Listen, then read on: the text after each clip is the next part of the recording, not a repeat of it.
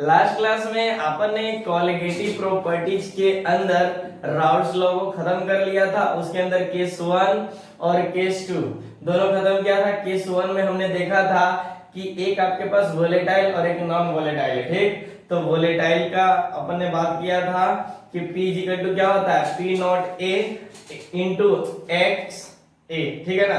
वहां पर जो नॉन वोलेटाइल है उसका वेपर नहीं बनता था, ठीक। अगर केस 2 की बात करें तो उसके अंदर दोनों ही वोलेटाइल था। बात समझ में आती है ना, सॉलिड प्लस सॉल्वेंट दोनों क्या था आपके पास, वोलेटाइल। बात समझ में आती है ना। तो फिर उसके लिए क्या पढ़े थे, P equal to P not A into x A plus P not B into x b. बात समझ में आती है ना। फिर उनकी ग्राफ की बात किए थे, ठीक। उसके बाद हम लोगों ने उस पर बेस्ट क्वेश्चन भी किए थे बहुत सारे, ठीक है ना।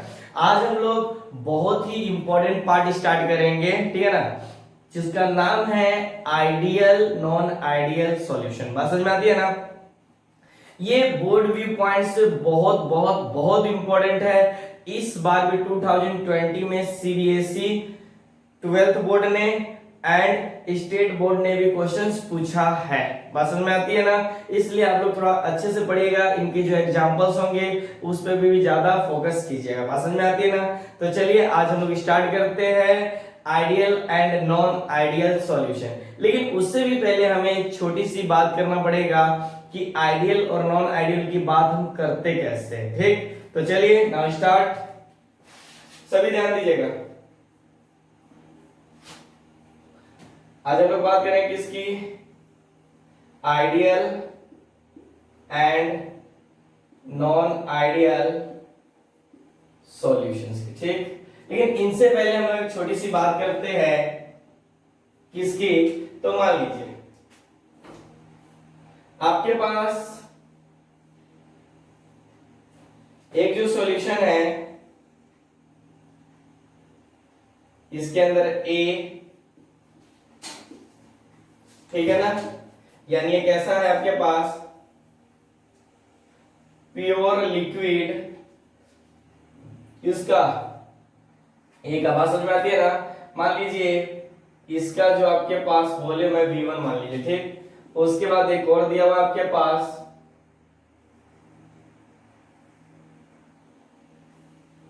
यानी B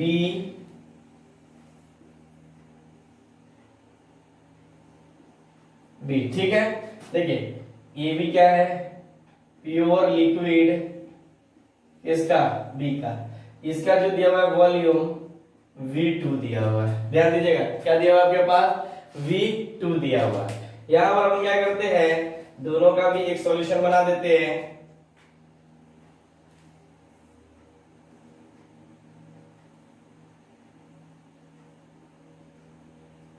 यानी ये जो आपके पास हो गया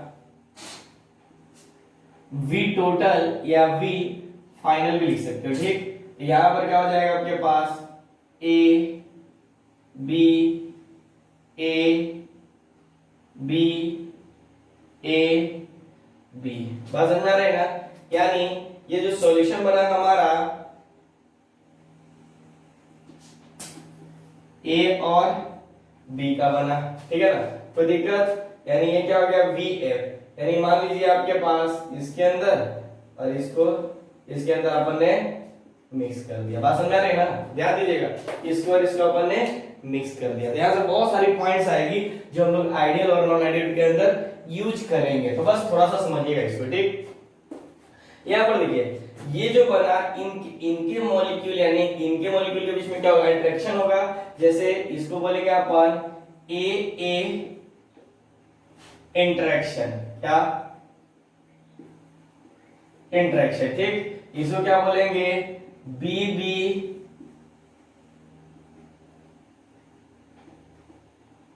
इंटरेक्शन, क्या बोलेंगे बी इंटरेक्शन। कोई दिक्कत नहीं होना चाहिए। अब देखिए इसको और इसको इसका सॉल्यूशन बनाने के लिए ये एक बॉन्ड को हमें ब्रेक करना पड़ेगा, ठीक है ना। तो यहाँ पर बॉन्ड कौन सा फॉर्म करेगा, ध्यान दीजिए यहाँ पर बॉन्ड कौन सा बनेगा। तो ध्यान दीजिएगा यहाँ पर जो आपके पास है बॉन्ड, ये बॉन्ड फॉर्मेशन है। और यहाँ पर क्या हो जाएगा, जो इंटरेक्शन है ये क्या करेगा आपके पास ब्रेक करेगा, ठीक है ना। ध्यान दीजिएगा, अगर ए बॉन्ड ब्रेक करेगा तो हीट को रिलीज करेगा कि एब्जॉर्ब करेगा। ध्यान दीजिएगा, हीट को रिलीज करेगा या एब्जॉर्ब करेगा, ठीक है ना। तो मैंने बताया था आप लोग को, हालांकि पीटी वगैरह में बता रखा हूं, लेकिन फिर भी देखिए एक ट्रिक बता दो, हमेशा याद रखिए, क्योंकि बहुत सारे बच्चों को कंफ्यूजन हो जाती है कि कब वो हीट रिलीज करेगा, कब एब्जॉर्ब करेगा। जब हीट रिलीज करेगा तो क्या करेगा, एक्सोथर्मिक, और जब हीट को एब्जॉर्ब करेगा तो हीट को एब्जॉर्ब करेगा तो कौन सा, इंडोथर्मिक। तो इतना इंडो और एक्सो का मतलब समझ रहे हैं। तो रुक जाइए, यहां पर बॉन्ड डिसोसिएशन दो तरह की बात है, और बॉन्ड फॉर्मेशन, देखो ठीक है ना, ये हो गया। अब इसके बाद हो गया इंडो, ठीक, एक्सो। बस इसके अंदर डी है ना, तो देखो इसके अंदर भी डी है, जिसके अंदर डी हो, एक्सो और इसके अंदर एक्सो और इंडोथर्मिक, जिसके अंदर भी डी रहे, और देखो बॉन्ड डिसोसिएट हो रहा है ना, तो इसका डी और इसका डी मिक्स कर देना, मतलब पता चल जाए आपको। और डिसोसिएशन का मतलब इंडो डी, और यहां पर क्या हो गया, जब ये हो गया तो एक्सोथर्मिक पता चल गया। वेरी गुड, बस ये समझने के लिए था, याद करने के लिए नहीं था। अब समझो, बॉन्ड ब्रेक कर रहा है, बॉन्ड ब्रेक कर रहा है, यानी बॉन्ड डिसोसिएट कर रहा है, तो एक्सो की इंडोथर्मिक, यानी हीट को क्या करेगा, एब्जॉर्ब करेगा। तो यहां पर लिख सकते हैं हीट एब्जॉर्ब, ठीक है ना। ये क्या करेगा, हीट को एब्जॉर्ब। ये भी क्या करेगा, बॉन्ड को ब्रेक करेगा, ठीक। अब आपके मन में आ रहा होगा कि बॉन्ड क्यों ब्रेक करेगा, अरे भाई ये बॉन्ड और ये बॉन्ड ब्रेक करेगा तभी तो सॉल्यूशन बनेगा ना, बात समझ में आ रही है ना। अब समझिए, अब देखिए, ये इसने बॉन्ड ब्रेक किया और इसने बॉन्ड ब्रेक किया, तो ये क्या करेगा, बॉन्ड का फॉर्मेशन करेगा, यानी यहाँ पे क्या किया है इसने, बॉन्ड का फॉर्मेशन। तो बता, ये हीट को रिलीज करेगा कि एब्जॉर्ब करेगा, फॉर्मेशन अभी पढ़े हो ना, तो वो एक्सोथर्मिक, यानी ये क्या करेगा, हीट को रिलीज करेगा, ठीक, हीट को रिलीज करेगा, यानी कैसा हो जाएगा, एक्सोथर्मिक। बस समझ रही ना।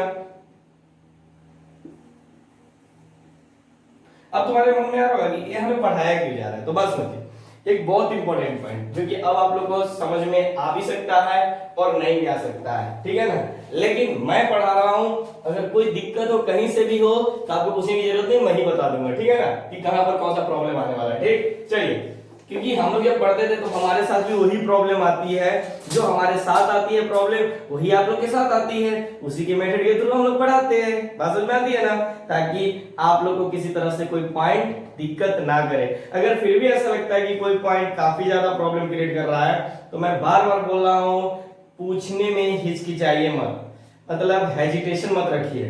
अगर एक बार आप लोगों ने पूछना बंद कर दिया, ठीक है ना, आपको लगेगा कि नहीं क्या पूछे, नहीं रहने दो ऐसे ही चल जाए, फिर लाइफ बर्बाद, ठीक है ना, फिर कोई फायदा नहीं। एक बार बता रहा हूँ, जो चैप्टर है 12th बोर्ड का भी है और कंपटीशन का भी है, और दोनों के लिए काफी इंपॉर्टेंट है, बस समझ में आती है ना। चलिए, तो इतना हम लोगों ने समझ लिया, इसमें तो मेरे ख्याल से कोई दिक्कत नहीं होना चाहिए, ठीक है। चलिए, अब मैं यहाँ से कुछ निकालना चाहता हूँ, कुछ पॉइंट्स बताना चाहता हूँ जो कि आइडियल और नॉन आइडियल के अंदर अपन यूज करेंगे। पहला पॉइंट ध्यान दीजिएगा, मैं बात करता हूं डेल्टा वी मिक्सचर, यानी इसको बोल सकते हैं, मार्कर को, चेंज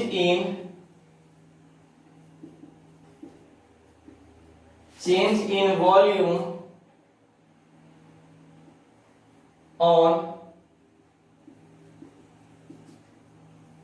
मिक्सिंग, ठीक है, change in volume on mixing. तो बताइए, वॉल्यूम की बात कर रहे हैं, ठीक है ना, देखिए कितना चेंज करेगा, ये आपके पास V1 है और ये आपके पास V2 है, ठीक, टोटल कितना है 8, तो फाइनल में से इनिशियल कोड आइएगा, ठीक है ना।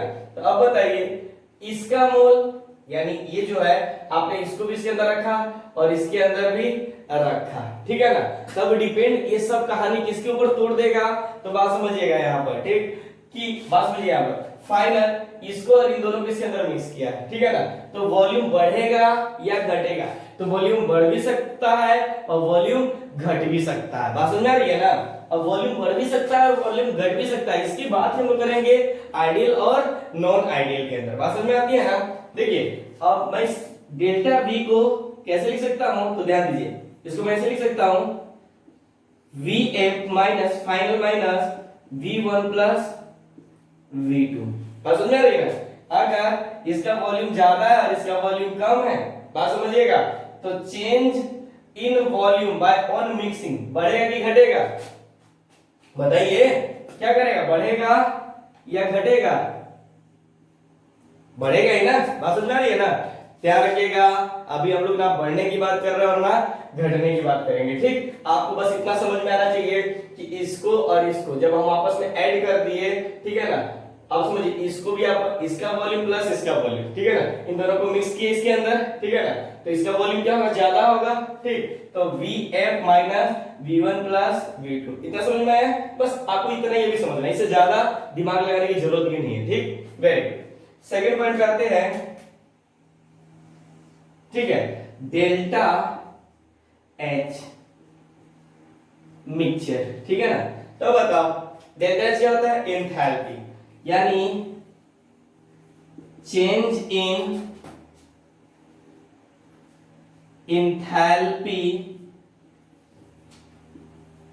Enthalpy on mixing. क्या है, ऑन मिक्सिंग। बात समझ में आ रही है ना? कोई दिक्कत नहीं। चलिए फिर अपन यहां पर बात करेंगे, सबसे बड़ी बात एक और मैं पॉइंट बता दूं कि इसके अंदर इंटरेक्शन, सबसे बड़ी जो पॉइंट है इंटरेक्शन। ठीक, अब आपके मन में आ रहा होगा क्या इंटरेक्शन? अरे इनका इंटरेक्शन, इनका इंटरेक्शन, मान लीजिए इनका इंटरेक्शन ज्यादा है, मतलब इसका इंटरेक्शन प्लस इसका इंटरेक्शन, ठीक है ना। मान लीजिए इसका इंटरेक्शन है आपके पास 20, ठीक है ना, 20 जूल यानी 20 जूल, यानी मान लीजिए आपके पास इसका इंटरेक्शन है, चलो मैं लिख देता हूं पॉइंट को पहले,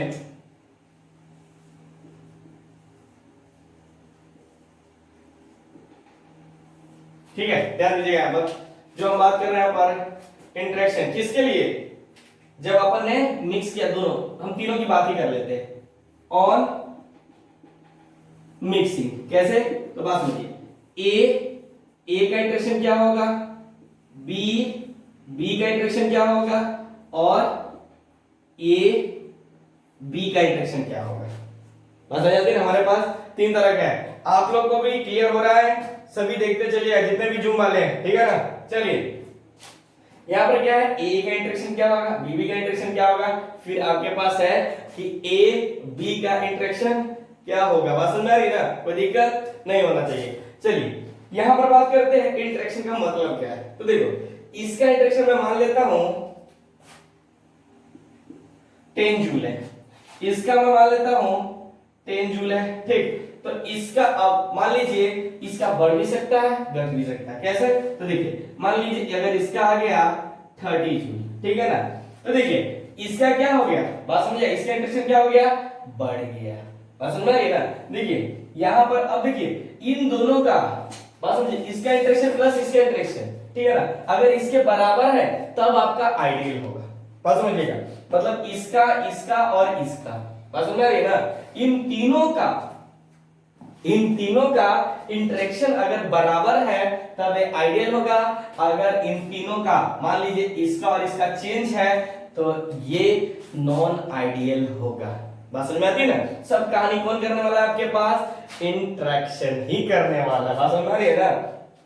इसे मैं बता रहा हूं, इसका जूल और इसका जूल, ठीक है ना, इन दोनों का बराबर है, लेकिन मान लीजिए इसके सॉल्यूशन का जो जूल आया वो कितना आ गया, ज्यादा आ गया, मतलब ये क्या हो गया, दोनों अलग हो गया।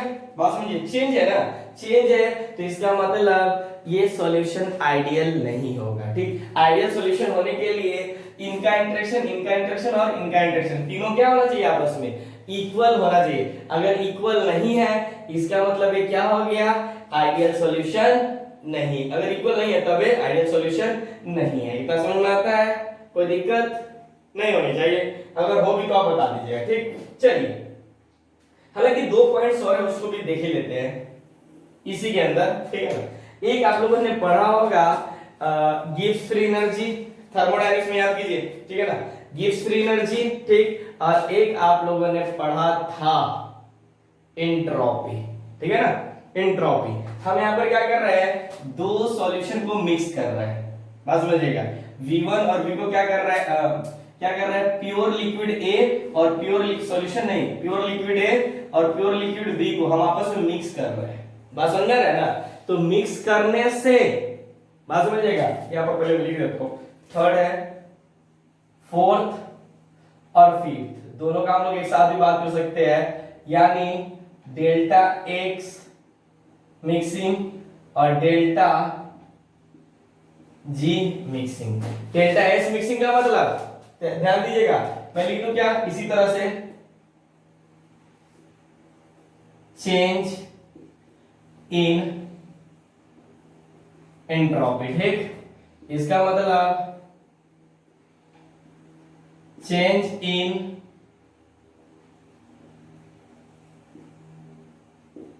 गिव्स फ्री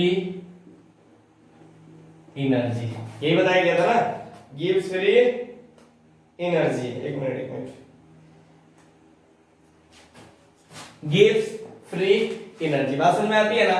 अब एक बात पॉइंट समझिएगा कि इन सब की वैल्यू 1 2 3 की वैल्यू चेंज हो सकती है, लेकिन इन दोनों की वैल्यू सॉल्यूशन चाहे आइडियल हो या नॉन आइडियल हो हमेशा फिक्स रहेगा, बात समझिए, क्या रहेगा, हमेशा फिक्स रहेगा, ठीक है ना। एक बात बताइए, चेंज ऑफ एंट्रोपी का मतलब क्या बताया गया था वहां पर, यानी जितना ज्यादा पार्टिकल होगा, यानी जितना ज्यादा पार्टिकल होगा, सॉल्यूशन के अंदर की बात कर रहा हूं, ठीक है, होगा उतना ज्यादा उसका रेंडमनेस होगा, रेंडमनेस होगा, और रेंडमनेस होगा तो एंट्रोपी भी ज्यादा होगा।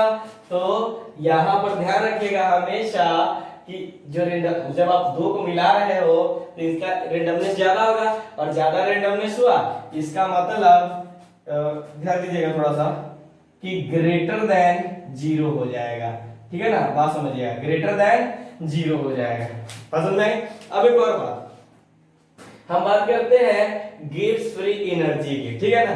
तो यहाँ पर आप लोगों को बताया गया था कि स्पॉन्टेनियस, यानी ये क्या हो सकता है कि स्पॉन्टेनियस होगा, यानी डेल्टा जी का मतलब क्या हुआ आपके पास, समझ में आ रहा है सभी को, कमेंट में लिखते चलिएगा सब, ठीक है। देखिए यहाँ पर समझिएगा यहाँ पर कि डेल्टा जी का मतलब, बात समझिएगा, प्रोसेस या तो स्पॉन्टेनियस है या नॉन स्पॉन्टेनियस है, बात समझ में आ गई ना।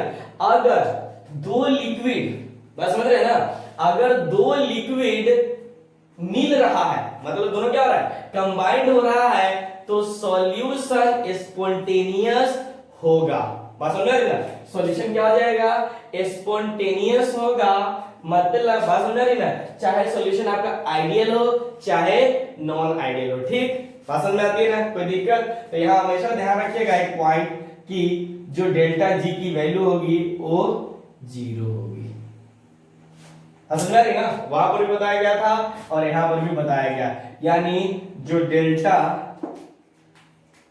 सॉरी, ये हमेशा याद रखिएगा जीरो होगा, अच्छे से लिखना तो पड़ेगा, ये जीरो है, ठीक है ना, कुछ और मत समझना, आंख मत समझ लेना, ठीक है ना, समझ में आती है ना, वेरी गुड। तो बस यही थोड़ी सी हमें बात करना था आइडियल और नॉन आइडियल स्टार्ट करने से पहले, बात समझ में आ रही है ना। ध्यान दीजिएगा थोड़ा सा, वॉल्यूम की बात कर रहे हो तो वॉल्यूम यहाँ पर F V1 और Vn, फिर डेल्टा H की बात कर रहे हैं तो मान लीजिए, तो ये देखिए एक ग्रेटर देन भी हो सकता है और लेस देन भी हो सकता है, ठीक है ना।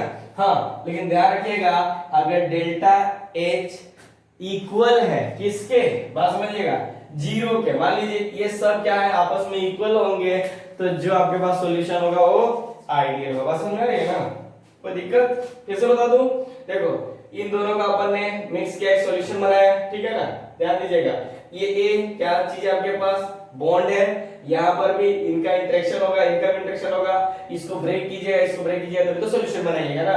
अब ब्रेक करने के लिए हीट को ये क्या करेगा, एब्जॉर्ब करेगा, ये भी क्या करेगा आपके पास, ये तो लिखा ही नहीं, हीट एब्जॉर्ब। अगर आपसे पूछ ले कि प्रोसेस कैसा है, प्रोसेस बताओ, मतलब है क्या, एक्सोथर्मिक है कि एंडोथर्मिक है, तो आप बता भी सकते हो, ठीक। और जो सॉल्यूशन बन रहा है ये कैसा, एक्सोथर्मिक है कि एंडोथर्मिक है, आप बता सकते हो। ये सब तो कोई दिक्कत नहीं होगा, प्रॉब्लम यहाँ पर होगा तो ध्यान रखिएगा कि जो डेल्टा एस होगा एंट्रोपी होगा और ये फ्री एनर्जी होगा, ये चाहे सॉल्यूशन आइडियल हो चाहे नॉन आइडियल हो, वो क्या हो जाएगा आपके पास, ये हमेशा अपना फिक्स रहेगा। बात समझ में आती है ना, इतना ही हमें पॉइंट समझाना था, ठीक। ये हमारा थोड़ा सा बेसिक्स पार्ट था। चलिए अब हम लोग आते हैं अपने मेन मुद्दे पे, ठीक।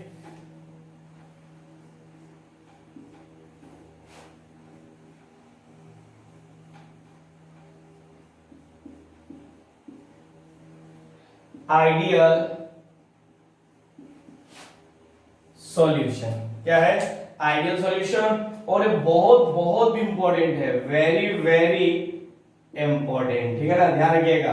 ये बोर्ड व्यू पॉइंट से भी काफी इंपॉर्टेंट है और कंपटीशन में तो ये चैप्टर ही पूरा है। बात समझ आ रही है ना, चैप्टर कैसे, तो देखो जितना भी आप लोग मोल कॉन्सेप्ट पढ़ते हो 11th में, उन सबका क्वेश्चन, ठीक है ना, जो पूछा जाता है 95% प्लस वो कंसंट्रेशन टर्म से पूछता है, और कंसंट्रेशन टर्म कहां पढ़ना है आपको, सॉल्यूशन के अंदर। बात समझ में आती है ना। तो देखो पूरे 11th को ये चैप्टर क्या कर रहा है, कवर कर रहा है, ठीक। अब ये मत कहना कि सर अब जो पढ़ा रहे हो 11th का है, अब ये मत दिमाग के अंदर लोचा लेना। मैंने पहले बोला था 11th से ज्यादा टेंशन लेने की जरूरत आपको नहीं है। 11th तो बर्बाद कर लिया, 12th को बर्बाद मत करना, ठीक है ना। 12th के अंदर जितने भी छोटे से छोटे पॉइंट्स आएंगे वो मैं यहाँ पर क्लियर कराते चलूंगा, ठीक। हाँ, वक्त वक्त पे टाइम टाइम पे मैं बोलता भी चलूंगा कि कहां पर कौन सा पॉइंट आप लोग एक बार रिवीजन कर लीजिएगा। जिनको लगे रिवीजन करना कर लीजिएगा, और जिनको ना लगे नहीं रिवीजन करना चाहिए तो मत कीजिएगा। बस समझ में आई, टेंशन लेने की जरूरत नहीं, टेंशन लोगे तो कुछ होने वाला नहीं। बस समझ में आती है ना, बोर्ड भी गवा बैठोगे कंपटीशन के चक्कर में ना, बोर्ड भी गवा बैठोगे, ठीक। ऐसे पढ़ाई करो कि बोर्ड के साथ यानी कंपटीशन के साथ हमारा बोर्ड भी पूरा कवर हो जाए। बस समझ में आती है ना। चलिए अब यहां पर आइडियल सॉल्यूशन क्या होता है, आइडियल सॉल्यूशन क्या होता है, तो बात समझिएगा। एक ऐसा सॉल्यूशन जो हर टेम्परेचर और कंसंट्रेशन पे राउल्ट्स लॉ को फॉलो करे उसको बोलते हैं आइडियल सॉल्यूशन। फिर से बताऊं, ध्यान रखिएगा, एक ऐसा सॉल्यूशन जो हर टेम्परेचर और कंसंट्रेशन पे राउल्ट्स लॉ को फॉलो करे उसको बोलते हैं अपन आइडियल सॉल्यूशन। फिर नॉन आइडियल क्या हो जाएगा, जो हर टेम्परेचर और कंसंट्रेशन पे राउल्ट्स लॉ को फॉलो ना करे, यानी सिंपल सी बात है, जो राउल्ट्स लॉ को फॉलो ना करे उसको नॉन आइडियल बोलते हैं। बात समझ में आती है ना। चलिए तो इसको लिख लेते हैं पहले,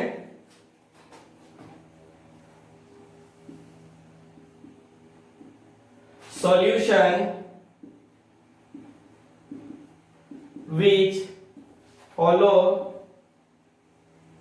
देखिएगा राउल्ट्स लॉ का ना मैं कभी कभी स्पेलिंग में क्या करता हूं, कभी कभी आर के साथ ए भी लगा देता हूं। क्या होती है ना, आदत पड़ी हुई है कुछ इस तरह से लिखने का, ये ठीक है ना, तो ध्यान रखिएगा। इसके बाद देखो ये तो आर ए लिखने का आदत पड़ी हुई है, ठीक। तो आप लोग थोड़ा ध्यान रखिएगा, कोई बात नहीं है, वो आपको गलत नहीं करेगा कहीं पर। Raoult's law at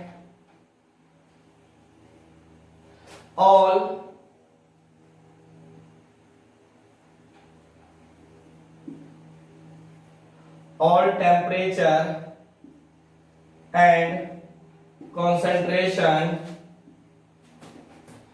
are known as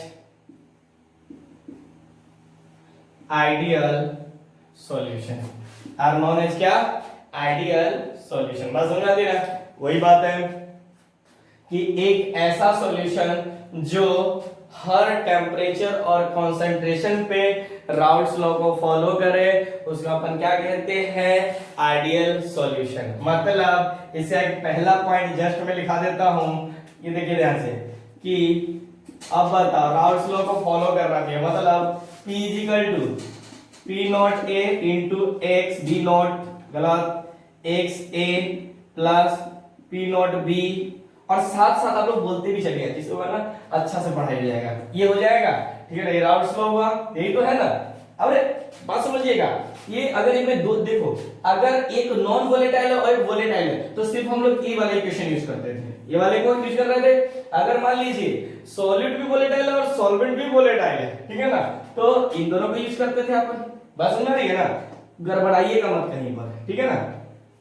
हाँ, अगर तीन हो तो P नॉट C फिर एक्स सी हो जाएगा, मतलब बढ़ते ही चला जाएगा, लेकिन हमें दो ही पढ़ना है, दो बाइनरी सॉल्यूशन। मैंने स्टार्टिंग में बोला था सॉल्यूशन क्या होता है, the homogeneous mixture of two component, ठीक है ना, बात समझ रहे ना, two component like solid plus solvent is called क्या चीज, सॉल्यूशन। सॉल्यूशन जो होता है सॉलिड प्लस सॉल्वेंट होता है, ठीक। तो ये दो तरह के होते हैं आपके पास, एक बाइनरी और एक बाइनरी। बाइनरी मतलब हो गया ओनली टू कंपोनेंट, ठीक है ना, बाइनरी का मतलब हो गया मोर देन टू कंपोनेंट। तो मोर देन टू कंपोनेंट को अपन यूज नहीं करना है, ठीक। ऐसे भी माना जाता है कि वो आउट ऑफ सिलेबस है, उससे क्वेश्चन भी नहीं आता है।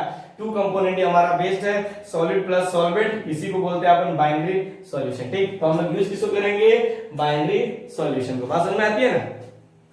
अच्छा, अगर मैं यहां से अगर पूछूं बताओ कि पी ए की वैल्यू क्या होगी, बता सकते हो, बस वही P not A into x है। फिर अगर मैं बोलूं P B equal to P not B into x b, यही होगा ना, समझ में आ रही है ना। अभी और भी बहुत सारी पॉइंट होगी, लेकिन एक सबसे इंपॉर्टेंट होती है कि यहां पर जो वेपर प्रेशर ऑब्जर्व और जो कैलकुलेटेड है, ठीक है ना, वो दोनों आपस में इक्वल होगा तो क्या जाएगा, आइडियल सॉल्यूशन जाएगा। नहीं समझे, यहां पर देखिए नया पॉइंट आया आपके पास, लेकिन कुछ नया नहीं है। P observe equal to P calculated, P calculated और एक है आपके पास P ऑब्जर्व, ठीक। ये दोनों आपस में इक्वल होंगे, ठीक है ना, तो आपका जो सॉल्यूशन होगा कैसा होगा, आइडियल होगा। अब आपके मन में आ रहा होगा ये क्या कर दिए सर, P ऑब्जर्व और P कैलकुलेटेड कहां से आ गया, तो हम एक क्या करते हैं, एक मोनोमीटर के थ्रू करते हैं। ये जो अपन ऑब्जर्व करते हैं ना, फ्रॉम एक्सपेरिमेंटल,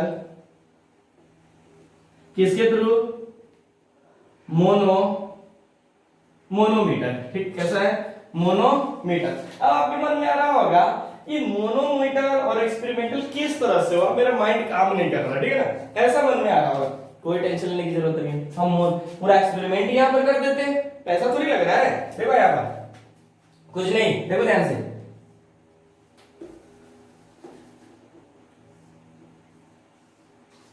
एक कंटेनर है, बस समझिएगा, ठीक। मान लीजिए इसका जो वेपर है, ठीक है ना, जो भी सॉल्यूशन होगा, सॉल्यूशन किसका ले लेते हैं हम लोग, हालांकि बना तो नहीं हुआ यहाँ पर, इन दोनों को ले लेते हैं, सॉल्यूशन A प्लस B है, ठीक। अब बात समझिएगा, अगर हम लोग क्या करते हैं, ये सॉल्यूशन ले रहे हैं, ठीक है, तो इक्विलिब्रियम बात समझ में आ रही है ना, जो वेपर प्रेशर पढ़ाया था तो बताया गया था, ठीक। तो इसका कुछ मोल होगा, इसका कुछ मोल होगा A और B का, यानी Na और Nb।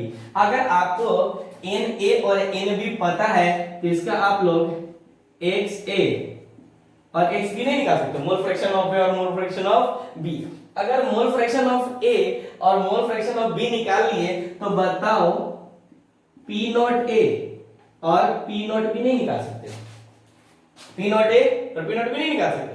अच्छा, जब आपने P नॉट A और P नॉट B निकाल लिया तो क्या आप लोग A नहीं निकाल सकते हो, ध्यान दीजिएगा, P is equal to P not A XA plus P not B XB निकाल सकते हो ना। ये जो आया, ये जो वैल्यू आया, इसको बोलते हैं अपन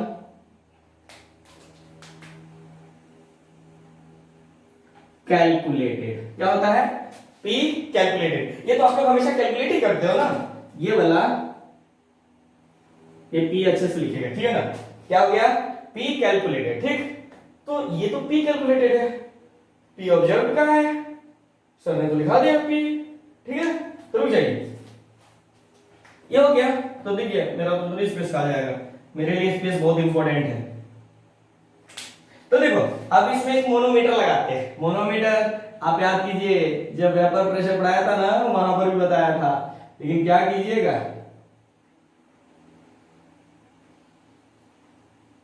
ये है ठीक। तो जो वेपर प्रेशर का इसके अंदर याद रखिए कि जब उस समय बताया गया था मरकरी वगैरह, तो मान लीजिए इसका जो वेपर चेंज किया यहां से यहां चेंज किया, ठीक। तो ये जो आया इसका, बात समझिएगा, इसका जो ये वेपर प्रेशर आया, ठीक है ना, यही होता है आपके पास क्या चीज, P ऑब्जर्व, ठीक। और एक बात याद रखिएगा, इसमें भी आपको टेंशन लेने की जरूरत नहीं है, ये हमेशा क्वेश्चंस में दिया रहेगा, ये आपको कैलकुलेट करना पड़ेगा। मतलब जब A और A दोनों आपस में इक्वल हो जाए तो इसको बोलेंगे आइडियल सॉल्यूशन। अब ऐसा मत कहना कि सर किस तरह से, अब एक्सपेरिमेंट करके देखने की जरूरत नहीं है, बस मैंने आपको बता दिया, ये जरूरत नहीं था यहाँ पर, फिर भी मैंने बता दिया ताकि आप लोगों का कॉन्सेप्ट क्लियर रहे कि P observed is equal to P calculated आपस में इक्वल रहे तभी ये आइडियल होगा। और अगर ये नहीं है मतलब तब क्या हो जाएगा, आइडियल सॉल्यूशन होगा। बात समझ में आ रही है ना, अगर नहीं है तो वो आइडियल नहीं होगा। बात समझ में आ रही है ना, कोई समस्या किसी तरह का नहीं। तो अब हमें यहां पर ये देखना है इसका सेकंड पॉइंट, जिसका सेकंड पॉइंट हो जाएगा आपके पास चेंज ऑफ वॉल्यूम मिक्सिंग, ठीक है ना। ध्यान दीजिए इसमें तो सब तो बराबर ही है, बात समझ में आ रही है ना, सब क्या हो गया यहाँ पर, तो इसके अंदर जो चेंज ऑफ वॉल्यूम होगा वो कितना होगा, 0, मतलब कोई भी वॉल्यूम इसके अंदर ज्यादा चेंज नहीं करेगा। उसी तरह से बात करते हैं चेंज ऑफ इंथैल्पी का जो मिक्सचर है उसके अंदर भी कोई चेंज नहीं होगा, क्या हो जाएगा, इक्वल ही रहेगा। बात समझ में आती है ना। अब अगर एक और बात पूछूं क्या, तो अगर मैं पूछूं फोर्थ नंबर बाबू डेल्टा एस मिक्सचर क्या होगा, तो याद कीजिए मैंने बताया था ये क्या है, एंट्रोपी, ठीक, कि मिक्सचर मतलब जब नंबर ऑफ पार्टिकल को, बात समझिए, ये क्या करता है, नंबर ऑफ पार्टिकल के ऊपर डिपेंड कर रहा है। मतलब यानी जब पार्टिकल को मिलाइएगा तो उसकी रेंडमनेस क्या हो जाएगी, बढ़ेगी। अब बढ़ेगी तो एंट्रोपी क्या करेगी, बढ़ेगी। और जब एंट्रोपी बढ़ेगी तो ये क्या होगा, हमेशा ज्यादा ही होगा। मतलब ये ना तो आइडियल पे डिपेंड करता है ना ही नॉन आइडियल पे। क्यों, क्योंकि दोनों के अंदर तो मिक्स ही हो रहा है, तो पार्टिकल बढ़ेगा तो रेंडमनेस बढ़ेगा तो एंट्रोपी अपने आप बढ़ेगा। याद कीजिए घुमा घुमा के बताया गया था थर्मोडायनेमिक्स के अंदर, वहीं से तो स्टार्ट होता है। अब फिर जब इलेक्ट्रोकेमिस्ट्री पढ़िएगा ना फिर भी आएगा कॉन्सेप्ट कौन, एंट्रोपी। तो अगर ना समझ में आ रहा हो तो अभी जैसे बता रहा हूं ना, समझा रहा हूं ना, इसको अपने लैंग्वेज में नोटबुक में कहीं लिख लेना कि एंट्रोपी क्या होता है। जितना ज्यादा पार्टिकल होगा उतना ज्यादा रेंडमनेस होगा, जितना ज्यादा रेंडमनेस होगा उतना ज्यादा एंट्रोपी होगा। बात समझ में, वेरी गुड, ठीक। तो इसके अंदर कोई समस्या नहीं होनी चाहिए। अब एक और बात, डेल्टा जी, देखो ना हम किसी को जी नहीं बोलते लेकिन डेल्टा जी इसको बोल रहे हैं, यानी गिव्स फ्री एनर्जी। तो इसके अंदर कितना हो जाएगा, बस कुछ नहीं, लेस देन 0। समझ में आई, कोई दिक्कत नहीं। अब एक और बात, इनकी हम इंटरेक्शन की बात करते हैं, किसकी बात करते हैं, इंटरेक्शन की बात करते हैं। तो इसके अंदर जो इंटरेक्शन है तीनों बराबर होगा। बात समझ रही ना, इसके अंदर तीनों यानी इसमें जितने भी तरह के रहे, ठीक है ना, सबका इंटरेक्शन ए बी और जो ये आया क्या हो जाएगा आपके पास, तीनों का इंटरेक्शन बराबर होगा। बस समझ में आती है ना। जैसे मैं यहां पर लिख दूं 6 नंबर पॉइंट, यानी ए ए इक्वल रहेगा बी बी का इंटरेक्शन और ये इक्वल रहेगा ए बी क्या चीज,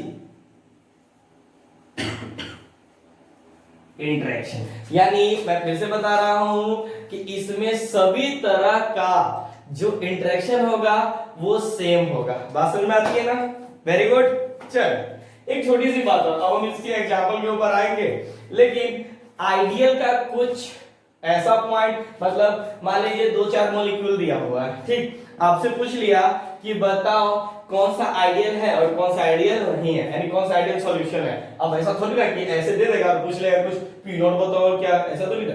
कोई 2 मॉलिक्यूल दे दिया और आपसे पूछा कि मुझे बताइए कि कौन आइडियल है और कौन नहीं आइडियल है, मतलब आइडियल नहीं है, ठीक। एक बात बताऊं, आप लोगों ने गैसेस सिस्टम पढ़ा था, ठीक है ना, याद कीजिए गैसेस सिस्टम में पढ़ाया गया था कि कोई भी गैस, आप बताइए और आप भी बताइए, ठीक, कोई भी गैस आइडियल होता है।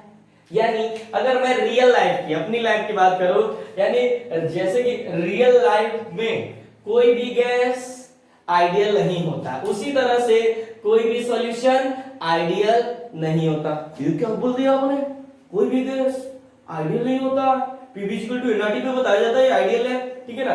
छोड़, बताया गया था ना, कोई एक भी गैस का नाम और एक भी आइडियल गैस का नाम बताओ, बताओ, सभी गैस क्या है, समझ आ रही है ना। तो समझिए, मतलब रियल लाइफ में कोई भी गैस आइडियल नहीं होता है, उसी तरह से रियल लाइफ में कोई भी सॉल्यूशन आइडियल नहीं होता है। बात समझ में आ रही है ना। हाँ, लेकिन हम कंपेयर कर सकते हैं, एज्यूम कर सकते हैं, ठीक है ना, सिर्फ एज्यूम ही कर सकते हैं, होता नहीं है। बात समझ में आती है ना। एज्यूम कर सकते हैं कि क्या, जिसके अंदर, बात समझिएगा यहां पर आप लोग, फिर से बता रहा हूं, रियल लाइफ के अंदर कोई भी गैस आइडियल नहीं होता है, उसी तरह से कोई भी सॉल्यूशन आइडियल नहीं होता है। लेकिन ऐसा कंपाउंड, यानी ऐसा कंपाउंड जिसमें 2 कंपोनेंट, क्या चीज, 2 कंपोनेंट का पोलर नेचर, कैसा नेचर, पोलर नेचर सेम हो, बात समझिएगा, कौन सा नेचर, पोलर नेचर सेम हो और मॉलिक्यूलर साइज लगभग सेम हो। बात समझ रही है ना, यानी मॉलिक्यूलर साइज लगभग सेम हो, ठीक है ना। तो इसको हम एज्यूम कर सकते हैं कि कैसा सॉल्यूशन है, आइडियल सॉल्यूशन है। बात समझ में आ रही है ना, ठीक है। अब तुम बोलोगे सर आपने इतनी सारी बातें एक साथ बोल दिया कि मुझे थोड़ा क्लियर नहीं हुआ। बात समझ में आती है ना। अरे मैं तो यही तो चाह रहा था कि क्लियर नहीं हो, तभी तो लिखूंगा मैं, ताकि नोटबुक में रहे। Very good.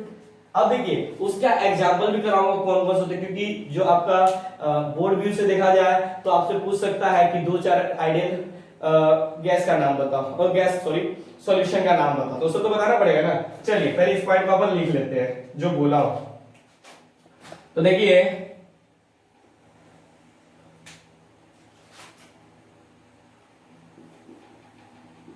Solution in which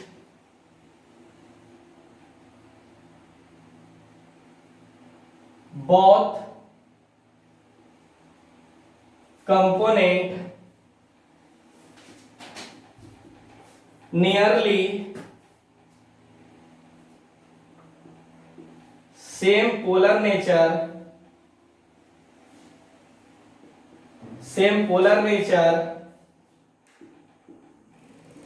as well as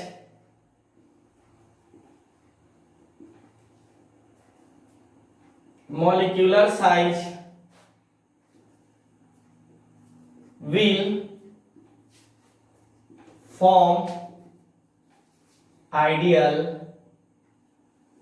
solution। बात समझ में आती है ना कि अगर कोई 2 कंपोनेंट, ठीक है ना, जिसका पोलर नेचर सेम हो, ठीक है ना, और जो उसका मॉलिक्यूलर वॉल्यूम हो वो भी लगभग सेम हो, तो उसे हम लोग एज्यूम कर सकते हैं कि वो कैसा होता है, आइडियल सॉल्यूशन होता है। बात समझ में आती है ना।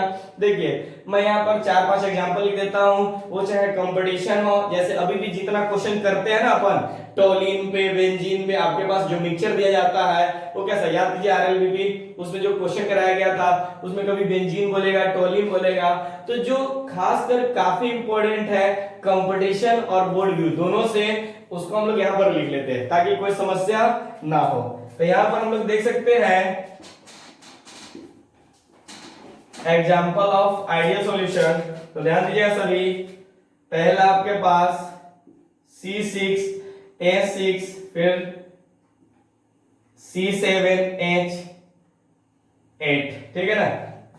ये टोलीन होता है, ठीक है ना, और एक है आपके पास बेंजीन। ध्यान रखिएगा हाँ कि कभी कभी ऐसा हो जाएगा ना, आपके मन में आ रहा होगा सर को तो याद था तो उन्होंने तो लिख दिया, हमें कैसे याद रहेगा कि ये और ये क्या है। तो मैं बता दे रहा हूँ, इसका दोनों का होमोलोगस सेम होना चाहिए। बात समझ आती है ना, मतलब ये कार्बन हाइड्रोजन है तो ये भी कार्बन हाइड्रोजन होना चाहिए, ना कि ये मान लीजिए कार्बन हाइड्रोजन है तो ये कार्बन ऑक्सीजन होना चाहिए, ये गलत हो जाएगा। बात समझ आ रही है ना। हाँ, अगर इसके अंदर अल्कोहल है तो इसके अंदर भी अल्कोहल होना चाहिए। बात समझ आती है। अगर इसके अंदर क्लोरीन है तो बताइए अच्छा नहीं हो सकता इसके अंदर, अगर मान लेते हैं तो ध्यान रखिएगा।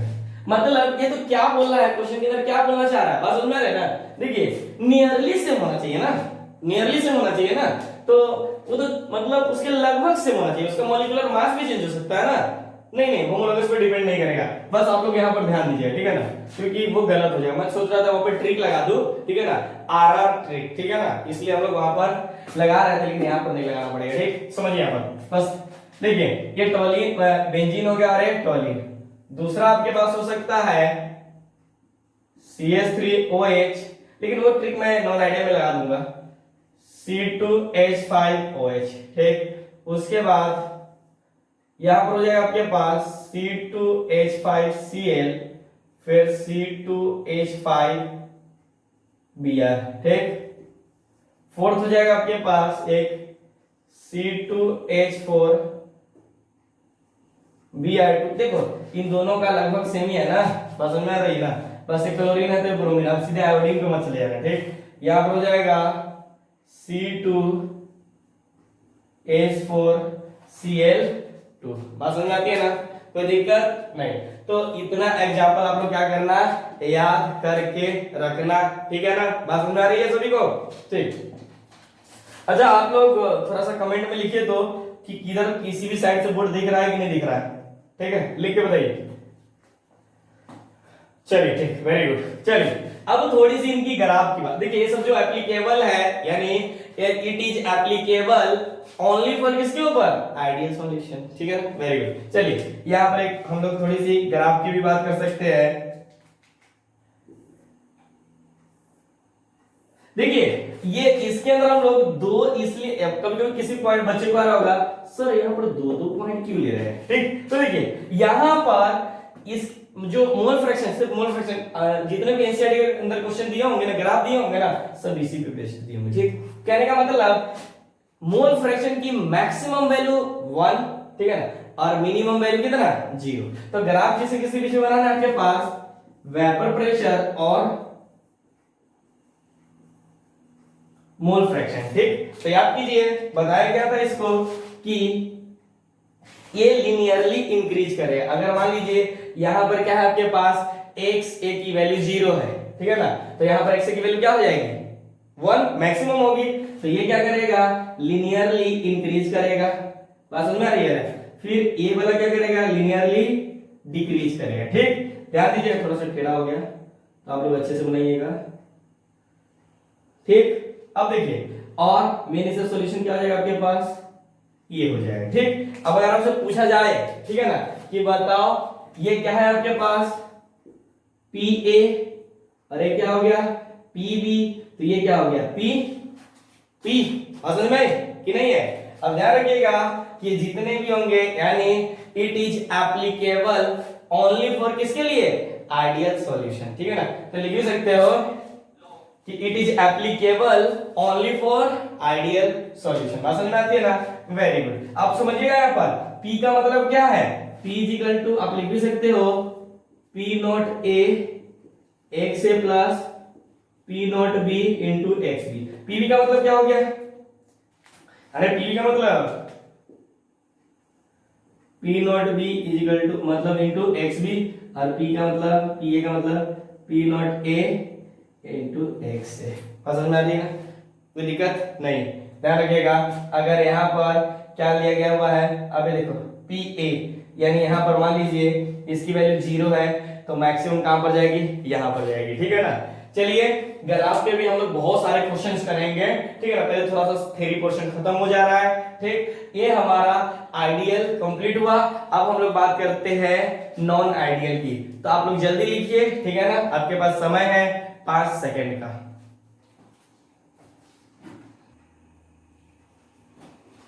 हो गया। चलिए, अगर ना हो तो स्क्रीनशॉट ले लीजिएगा आप लोग। मैं पहले ही बता रहा हूं ये बहुत बहुत बहुत इंपॉर्टेंट है, इसलिए आप लोग समझने का ज्यादा प्रयास कीजिएगा। और एक बार समझ गया ना तो फिर बुक कोई भी हो क्वेश्चन को बैंड बजा दोगे आप लोग। चलिए, अब आते हैं हम लोग अपने सेकंड वाले पे, जिसका नाम है, मैंने उसको 1 नहीं लिखा था, नॉन आइडियल सॉल्यूशन। ठीक है ना। नॉन आइडियल सॉल्यूशन क्या हो गया, फिर वही कहानी, सिंपल सी एक बात, जो राउल्स लॉ को फॉलो नहीं करता है वो क्या हो गया आपके पास, समझिए, जो राउल्स लॉ को फॉलो नहीं करता उसको क्या बोलेंगे आप, नॉन आइडियल सॉल्यूशन। समझ में आती है ना, कोई दिक्कत नहीं। इसके अंदर जो P ऑब्जर्व, ठीक है ना, और जो P कैलकुलेटेड, वो दोनों आपस में इक्वल नहीं होगा। अगर आपस में इक्वल नहीं होगा तो क्या होगा, या तो ग्रेटर देन होगा या तो लेस देन होगा, यानी या तो निगेटिव डेविएशन शो करेगा या तो पॉजिटिव डेविएशन शो करेगा। ठीक है ना। यानी कहने का मतलब, अगर दोनों का वेपर प्रेशर इक्वल नहीं है तो या तो वेपर प्रेशर टोटल प्रेशर के बराबर नहीं है, सॉरी फिर से सुनिए, मतलब अगर P ऑब्जर्व्ड और P कैलकुलेटेड आपस में इक्वल नहीं है, इसका मतलब जो P ऑब्जर्व्ड और कैलकुलेटेड है या तो उससे कम होगा या तो उससे ज्यादा होगा। समझ में आ रही है ना। अगर कम हुआ तो निगेटिव डेविएशन शो करेगा, ठीक है ना, और ज्यादा हुआ तो पॉजिटिव डेविएशन शो करेगा। ठीक, हमने यहाँ पर एक सॉल्यूशन लिया था A और B, ठीक है ना। जब उन दोनों की इंटरेक्शन की बात करें, जब दोनों का अपन में उस अगर कोई भी A और B जो आपके पास सॉल्यूशन था, ठीक है ना, उनका मिक्सचर, बात समझिएगा, जो उनका इंटरेक्शन था, जब उसको आप मिक्स कर रहे हो, चाहे बाद में चाहे पहले, बात समझ में आ रही है ना, ठीक है ना, तो दोनों कैसा होगा, डिफरेंट होगा। कैसा होगा, डिफरेंट होगा। किसके अंदर, आइडियल नॉन आइडियल सॉल्यूशन के अंदर। कुछ पहले नहीं पढ़ा, चलिए देखते हैं मैं बोला क्या हूं। पहले नॉन आइडियल सॉल्यूशन को डिफाइन कर लेते हैं। सॉल्यूशन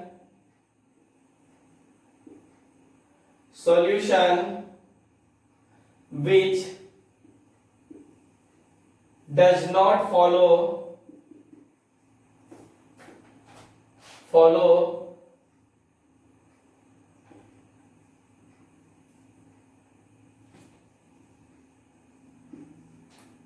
Raoult's law are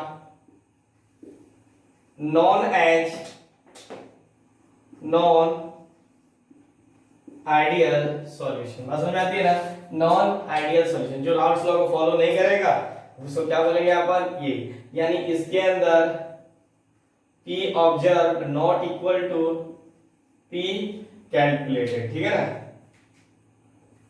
क्या होगा, P कैलकुलेटेड, मतलब या तो कम होगा या तो इससे ज्यादा होगा। बात समझ में आ रही है ना, यानी जब इक्वल नहीं है तो क्या होगा, या तो कम होगा या तो ज्यादा होगा। बात समझ में आ रही है ना। तो यहां पर आप लोग एक पॉइंट और लिख सकते हो, क्या हो गया, चलिए एक पॉइंट और लिख सकते हो, क्या चीज, देखिए यहीं पर लिख देता हूं मैं, इन दी सॉल्यूशन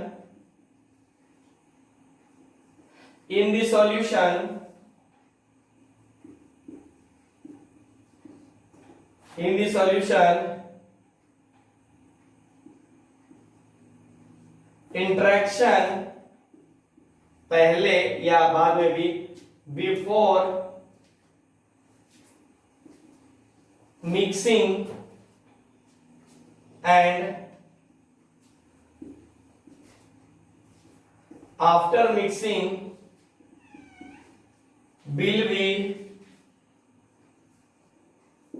डिफरेंट। क्या है, पहले या बाद में क्या होगा, वो डिफरेंट होगा। ठीक, तो फिर इसमें जितने भी आपने आइडियल में किया था ना इक्वल इक्वल, इसमें नॉट इक्वल हो जाएगा। क्या हो जाएगा, तो देखिए यहां पर, यानी अब पहला क्या पढ़े थे आप लोगों ने, राउल्ट्स लॉ, ये इक्वल नहीं होगा, P नॉट ए एक से प्लस P नॉट ये होगा, मार्केटिंग करेंगे, पी नॉट बी और ये क्या हो जाएगा एक्स बी। कहने का मतलब अगर पी ए की बात करते हैं तो not equal to P not A और एक्स ए, इसी तरह से पी बी की बात करते हैं तो क्या हो जाएगा P not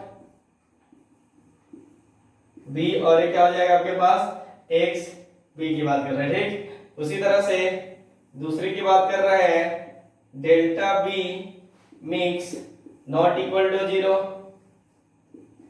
delta H mix not equal to 0। लेकिन मैंने बोला था उसके अंदर कोई चेंज नहीं होगा, वो जो बंदा है कौन, एंट्रोपी, ये क्या होगा ज्यादा ही होगा। और पांचवा क्या है डेल्टा जी, नाम ही है जी, मिक्स लेस देन हो जाएगा। बस समझ में आ रही ना, कोई दिक्कत नहीं। चलिए अब हम लोग बात करते हैं types of non ideal solution. क्यों, तो ध्यान दीजिएगा कि हम यहाँ पर टाइप्स की बात कर रहे हैं, जबकि आइडियल सॉल्यूशन में अपन ने टाइप्स की बात नहीं किया था और इसके अंदर टाइप्स की बात करने जा रहे हैं। कहेला तो सुनिए, क्योंकि अपन ने क्या किया है कि यहां पर क्या हुआ observed not equal to calculated है। समझ में आ रही है ना, अगर नहीं है तो इसका मतलब या तो कम होगा या तो ज्यादा होगा। अब दोनों केस पढ़ना पड़ेगा, कम और ज्यादा। अगर कम हुआ तो निगेटिव डेविएशन और ज्यादा हुआ तो पॉजिटिव डेविएशन। अभी बताते हैं कि डेविएशन का मतलब भी क्या होता है, ठीक। तब हम लोग बात कर सकते हैं कि कितने तरह के आइडियल सॉल्यूशन होते हैं। बात समझ में आती है ना, तो चलिए देखते हैं। अब यहां पर लिख सकते हैं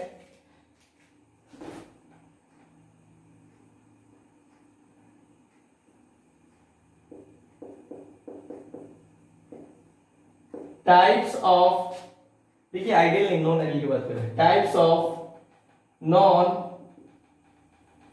आइडियल सॉल्यूशन, ठीक। इसको मैं मिटा दूं।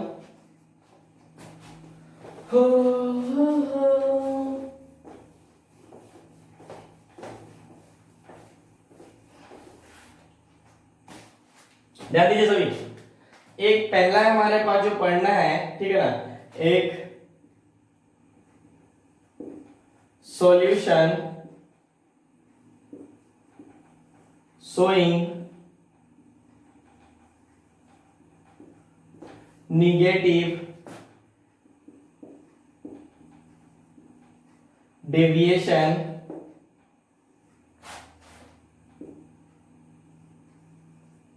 फ्रॉम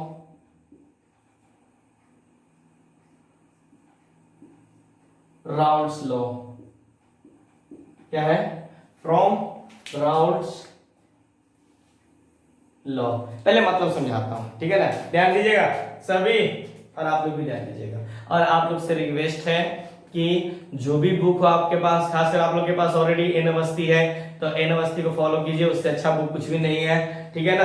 बस समझ में आ रही है ना। और आपके पास आरएस है तो उनको बनाते रहिए, ठीक है ना, कोई दिक्कत की बात नहीं है, ठीक है।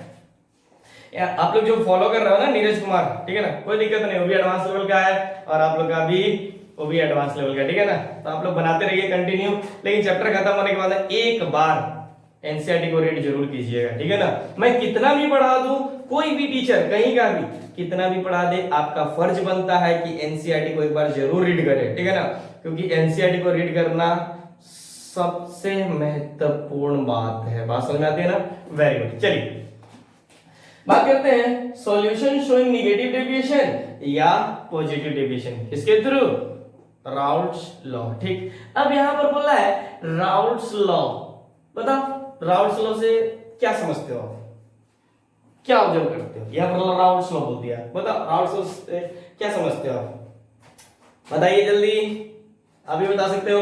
बात समझिए, राउल्ट्स लॉ से हम वेपर प्रेशर को मेजर करते हैं।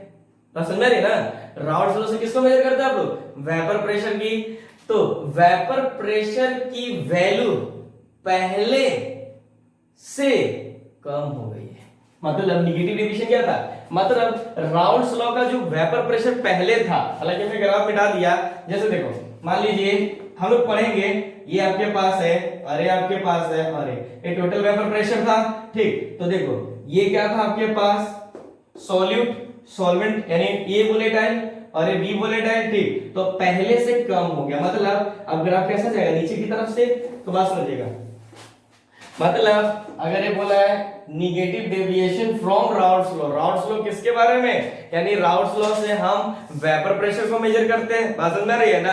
अगर वेपर प्रेशर को मेजर कर रहे हैं तो इसका मतलब ये हो गया कि पहले से इसका वेपर प्रेशर क्या हो गया, कम हो गया, बात समझ में आती है। एक और बात समझिएगा कि जब फोर्स ऑफ अट्रैक्शन ज्यादा होगा, क्या होगा, फोर्स ऑफ अट्रैक्शन बढ़ेगा तो वेपर प्रेशर घटेगा कि बढ़ेगा, वेपर प्रेशर घटेगा कि बढ़ेगा, अरे भाई ऑटोमेटिक क्या हो जाएगी, कम हो जाएगी ना, बात समझिएगा, क्योंकि उनके बीच में क्या हो गया, फोर्स ऑफ अट्रैक्शन, एक दूसरे को क्या कर लिया, एक दूसरे के बीच में अट्रैक्शन फोर्स ज्यादा हो गया है, तो क्या हो जाएगा आपके पास, वेपर प्रेशर कम हो जाएगा, ठीक, बात समझ में आ रही है ना।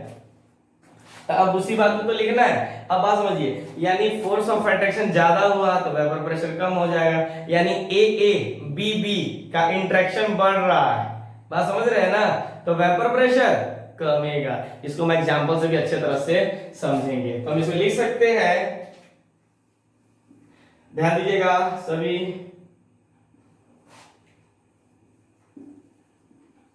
सॉल्यूशन इन विच, यहां पर भी लिख सकते थे आप लोग, चलिए कोई दिक्कत नहीं है, सॉल्यूशन इन विच ये भी interaction is a stronger than A and BB interaction, ठीक है, विल शो निगेटिव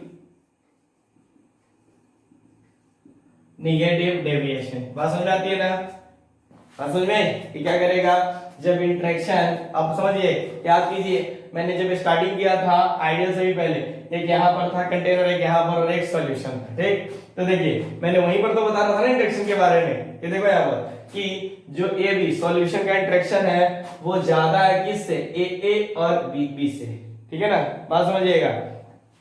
तो क्या हो जाएगा, जो इसका वेपर प्रेशर बनेगा किससे, राउट्स लॉ का जितना बन रहा था उससे कम बनेगा, कम बनेगा, तो मतलब क्या हो गया, निगेटिव डेविएशन, ठीक है ना, हम बात करेंगे क्यों, लेकिन ये जितना भी प्रॉपर्टी लिखे हो ना, ये वाला पॉइंट लिखे हो ना, बस इसको आपको फिर से लिखना है, मैं भी लिख देता हूं, ठीक है ना, नहीं तो बोलोगे सर तो लिखते नहीं है, ठीक, जैसे देखो अब राउट्स लॉ, तो P less than P not A into x A plus P not B into x B, ठीक, फिर आपके पास P A less than P not A, फिर एक्स ए, फिर P B less than P not B X B, समझ में आती है ना, पहला point.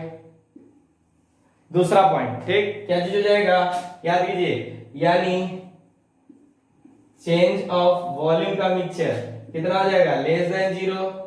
Third, change of enthalpy का मिक्सचर क्या हो जाएगा, कम, लेकिन दो बंदा में चेंज कभी नहीं होगा, कौन है, तो देखिए फोर्थ डेल्टा एक्स, अब इसको तो ध्यान ही रखिएगा हमेशा, मिक्स, ये क्या था, ग्रेटर देन 0 और 5 डेल्टा जी।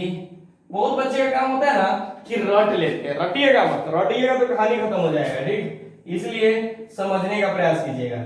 ये लेस देन हो गया, बात समझ में आती है ना, पहले ही मैंने स्टार्टिंग करने से पहले ही मैंने पूरा पॉइंट को क्लियर करवा दिया था ताकि कोई कंफ्यूजन ना हो। ये तो दोनों को कसम खा लो, ठीक है ना, कि ये कभी चेंज नहीं होगा क्योंकि मिक्स हो रहा है, ठीक है ना, सॉलिड प्लस सॉल्वेंट को आप मिक्स कर रहे हो, तो जो सॉल्यूशन बन रहा है आपके पास उसके अंदर डेल्टा एस, रेंडमनेस बढ़ेगा तो एंट्रोपी भी बढ़ेगा, और यहाँ पर क्या कर रहे हो, ऐड कर रहे हो, तो कैसा सॉल्यूशन होगा आपके पास, स्पॉन्टेनियस। बात समझ में आ रही है ना?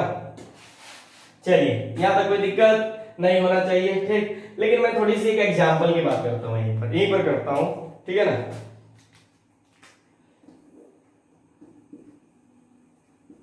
Example of non ideal solution की बात करता हूं। किसकी?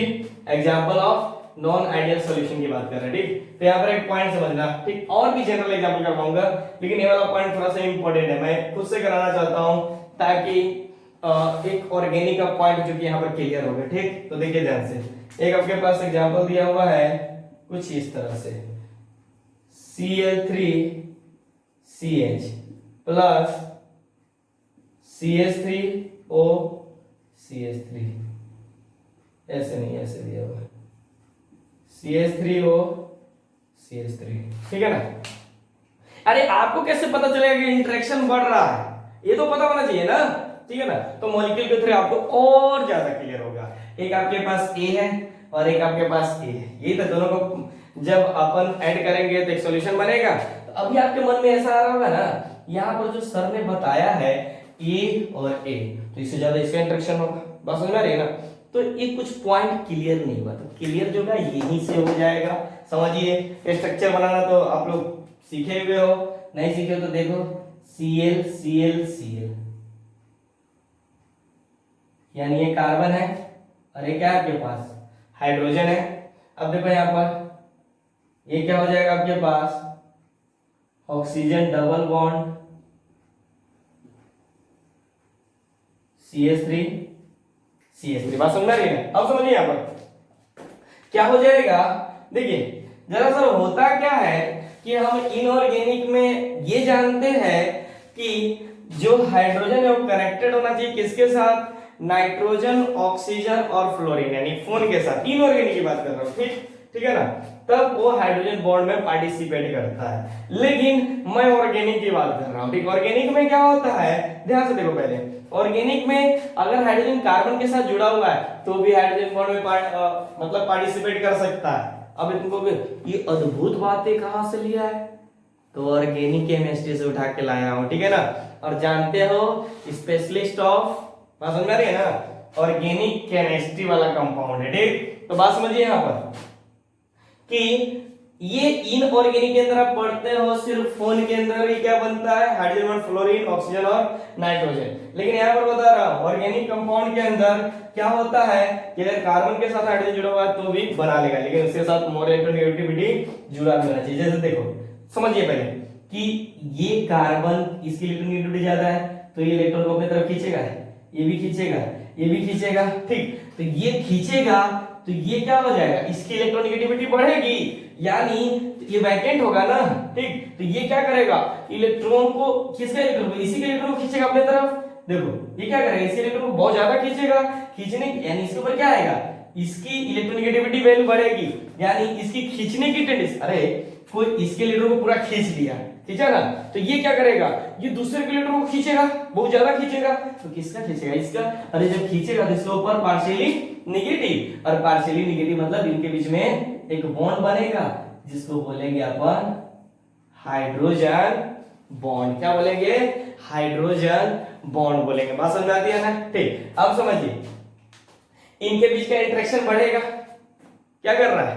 यानी इंटरेक्शन, यानी इन दोनों के बीच का अट्रैक्शन बढ़ गया, ठीक। अगर बढ़ा, ठीक है ना, तो ये निगेटिव डेविएशन शो करेगा। मतलब बात समझिए, निगेटिव जो वेपर प्रेशर बनेगा पहले की तुलना में कम बनेगा कि ज्यादा बनेगा? कम बनेगा। इसलिए ये शो करता है निगेटिव डेविएशन। कैसा शो करता है? Negative deviation. बात समझ में आ रही है ना? वेरी गुड, ठीक। चलिए ये तो हमने एक स्पेशल एग्जांपल लिया था जिससे कि आपका कुछ पॉइंट क्लियर हो, ठीक। चलिए अब हम लोग आते हैं कुछ जनरल एग्जांपल लेते हैं जो कि आपसे पूछा जाता है। यहाँ पर मैं अपना वही आर ट्रिक लगा देता हूं ताकि कितना एग्जांपल आप याद कीजिएगा, थक जाइएगा। मतलब बुक्स के अंदर तो बड़े बड़े एग्जांपल, ठीक है ना, तो रटने की जरूरत नहीं है, ठीक है ना, समझने की जरूरत है। तो हम लोग यहाँ पर वही समझने का प्रयास करेंगे, ठीक। तो एक मैं जनरल एग्जांपल की बात कर लेता हूं डायरेक्ट यहां पर।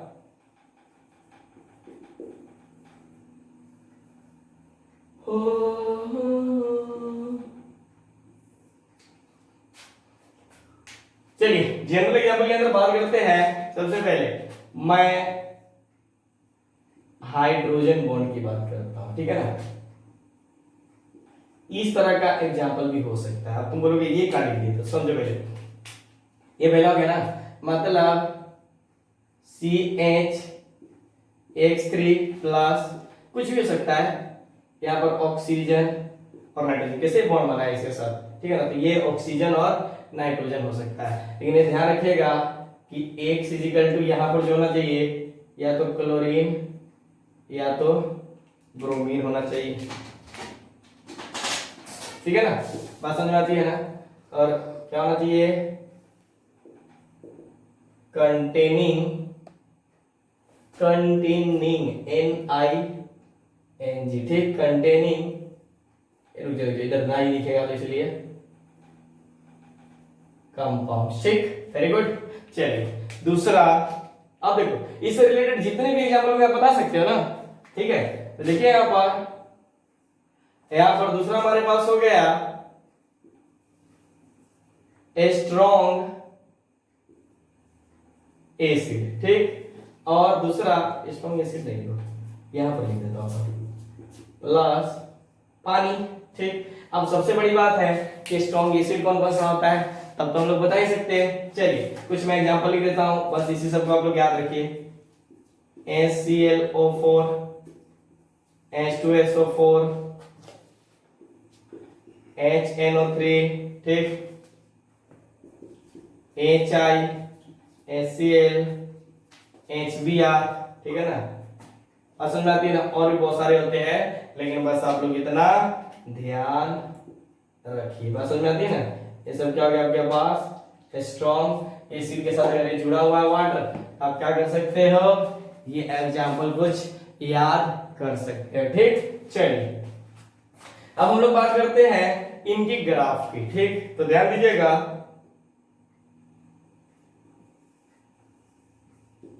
ये जो निगेटिव डेविएशन शो कर रहा है तो लिखने की जरूरत नहीं है। ये हो गया आपके पास, ठीक है। तो देखिए जरा सा बुक्स वगैरह में कैसा ग्राफ दिया रहेगा तो समझिए, ऐसे डॉटेड करके दिया रहेगा, ऐसा, ठीक। बात समझ आती है ना।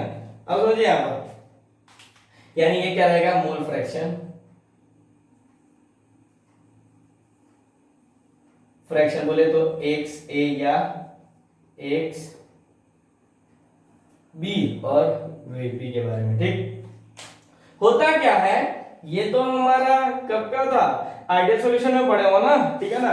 जब तीनों का इंटरेक्शन बराबर था, यहाँ पर तीनों का इंटरेक्शन बराबर नहीं है, ठीक है ना, डिफरेंस है, ठीक। तो समझिएगा यहाँ पर इसका जो ग्राफ होगा ना, ये अब ये वाला लाइन नहीं रहेगा, ये क्या हो जाएगा, थोड़ा सा नीचे की तरफ जाएगा, ये होगा, बात समझिएगा। और एक ऐसा हो जाएगा आपके पास, ये हो जाएगा, ठीक। बात समझिएगा, ये जो हो जाएगा ना, ये जो इनका टोटल जो वेपर प्रेशर होगा, ठीक है ना, ये कुछ इस तरह से होगा। पहले तो ये जाके डिक्रीज करेगा, देखो यहां पर,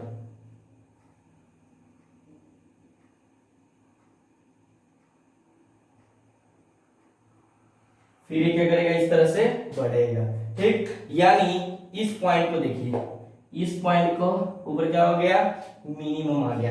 अब मिनिमम क्या आया, इसका मिनिमम क्या हो जाएगा, वेपर प्रेशर हो जाएगा। क्या हो जाएगा आपके पास, मिनिमम वेपर प्रेशर होगा। यहां पर ध्यान रखिएगा, जो वेपर प्रेशर होगा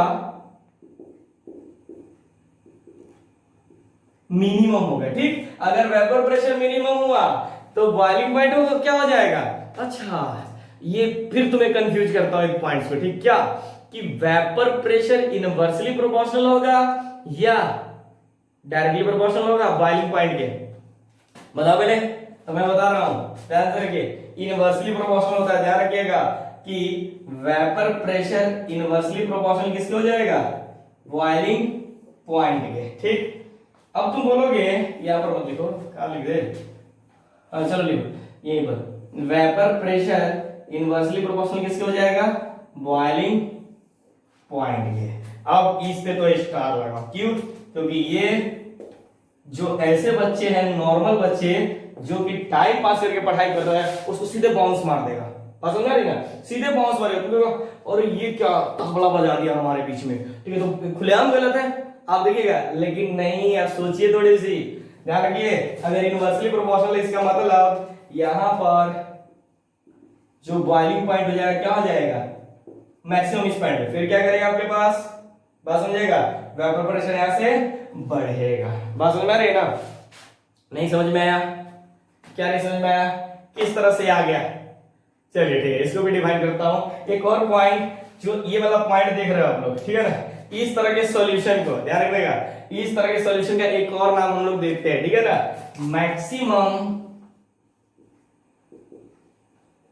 मैक्सिमम बॉइलिंग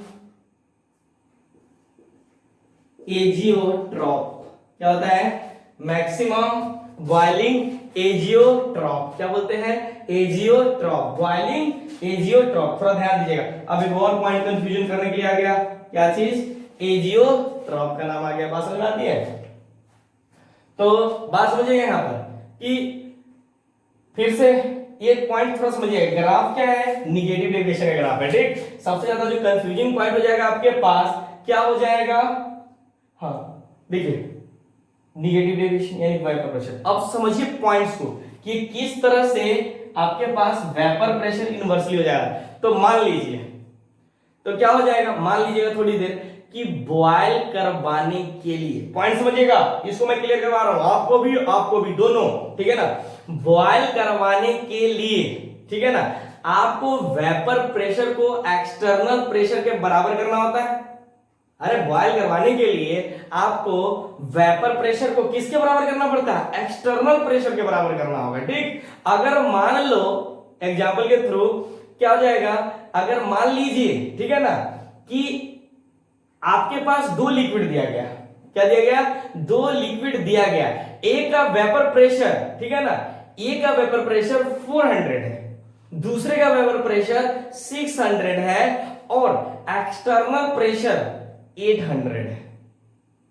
एक्सटर्नल प्रेशर कितना है, 800 है, तो 600 वाले का भी 800 पे ले जाना है, और 400 वाले को भी कहां लेके जाना है, 800 पे ले जाना है। तो किसको ज्यादा हिट देनी पड़ेगी, बात समझ में आ रही है ना, यानी 600 वाला को भी उसी पे लेकर जाना है, बात समझ में आ रही है ना, और 600 वाले को भी उसी पे लेके जाना है, और 400 वाले को भी उसी पे लेके जाना है। तो हीट ज्यादा किसको देना पड़ेगा, 400 वाले को कि 600 वाले को, 400 यानी 400 वाले का क्या हो जाएगा, बॉइलिंग पॉइंट ज्यादा हो जाएगा, यानी जिसका वेपर प्रेशर कम उसका बॉइलिंग पॉइंट ज्यादा हो जाएगा, ठीक है ना, बात समझ में आई कि नहीं। अब एक बात समझिए, एक और पॉइंट, ये जो पॉइंट आया, बात समझिएगा, ये जो आया, जो मैक्सिमम बॉइलिंग पॉइंट आया, ठीक है ना, तो देखिए यहां पर दोनों का बराबर आ गया, बात समझिएगा, सॉल्यूट और सॉल्ट, ठीक है ना, बराबर क्या हो जाएगा, बॉइलिंग पॉइंट, यानी इस पॉइंट पे। अगर मैं यहां से बात पूछूं, अगर सॉल्यूट और सॉल्वेंट का जो बॉइलिंग पॉइंट है यहां पर मैक्सिमम आ गया, बात समझिएगा, यानी यहां पर क्या हो गया, फिक्स हो गया, ठीक, बराबर। तो क्या यहां से फ्रैक्शनल डिस्टिलेशन कर सकते हो क्या, ऐसा कर सकते हो क्या, अरे यहां से यहां तक तो आप कर सकते हो, लेकिन यहां पर आगे कर सकते हो क्या, नहीं कर सकते हो, बात समझ में आ रही है ना। ये मैं थोड़ा सा बता दे रहा हूं ऐसे ही काम का, ठीक है ना, काम का चीज है कि यहां पर जाकर कोई फ्रैक्शनल डिस्टिलेशन आप नहीं कर सकते हो, ठीक है ना।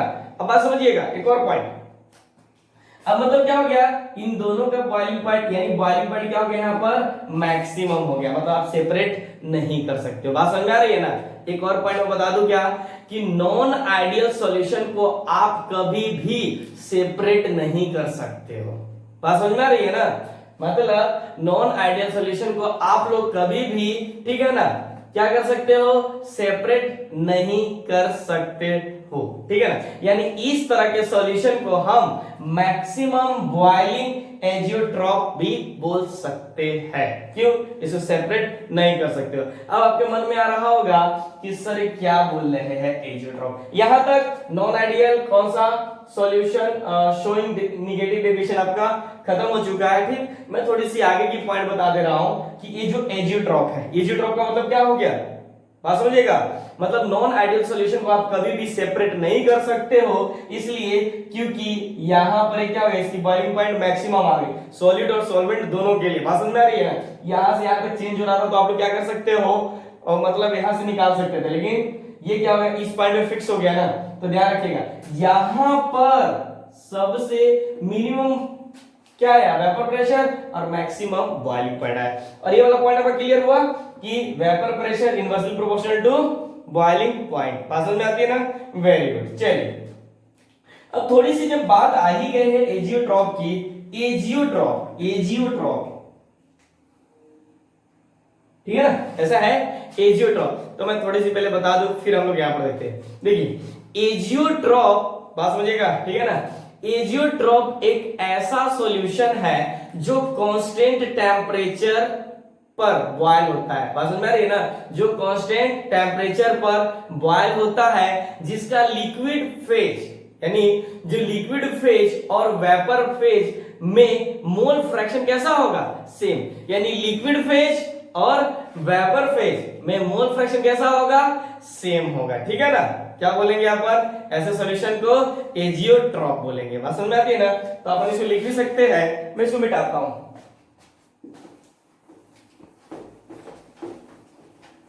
जा, आप लोगों ने लिखा है क्या, आप लोग स्क्रीनशॉट ले लीजिएगा, मुझे पता नहीं चला।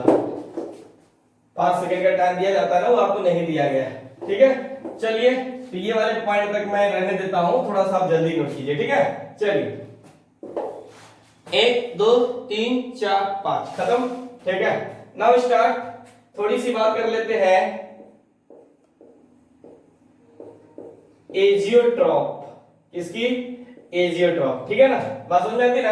एजियोट्रॉप क्या होता है, तो मैं इसको डिफाइन कर सकता हूं यहां पर, a solution which boils at constant temperature is known as azeotrope, ठीक। बात समझिएगा, यानी जो एजियोट्रॉप है, azeotropic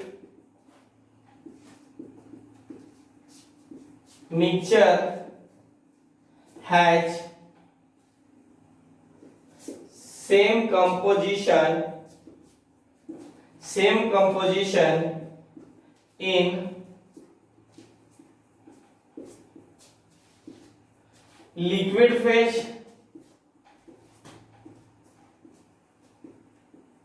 as well as in, यहीं पर लिख दूं, in vapor phase, so it is not possible to क्या चीज, सेपरेट, यानी not possible to separate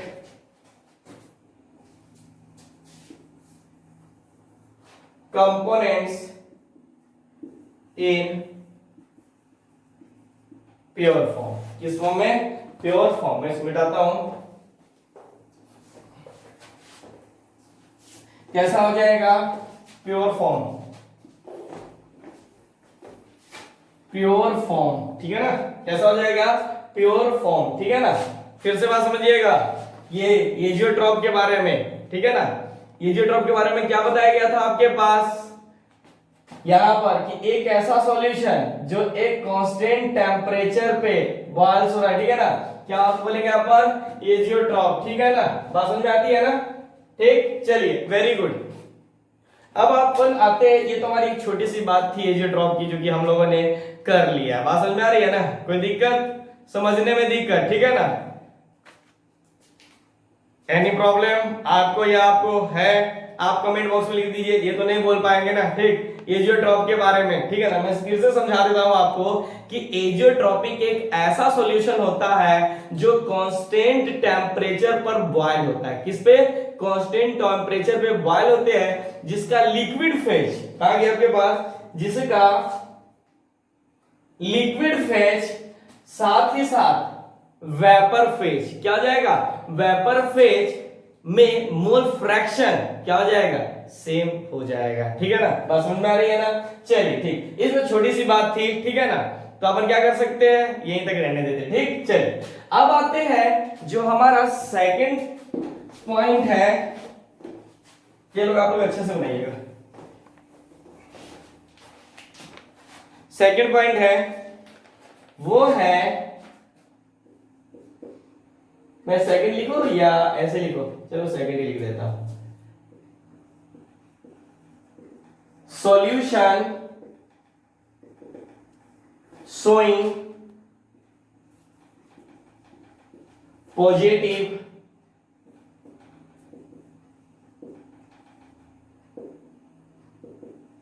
deviation. आप लोग थक भी गए होंगे वीडियो देखते देखते, लेकिन कोई बात नहीं है, बहुत इंपॉर्टेंट पॉइंट है। ऐसे करना, अगर आप लोग को प्रॉब्लम हो तो थोड़ा सा वीडियो रोक कर आप लोग आराम कर लो, फिर उसके बाद देख लेना, ठीक है ना? लेकिन मैं तो रुकने वाला हूं नहीं।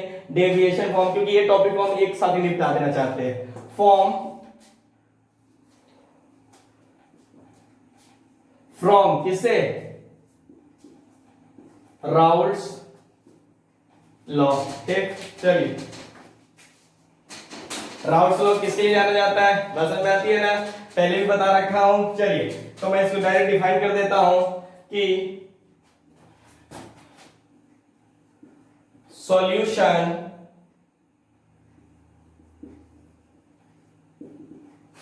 in which AB interaction is weaker than AA and BB interaction will show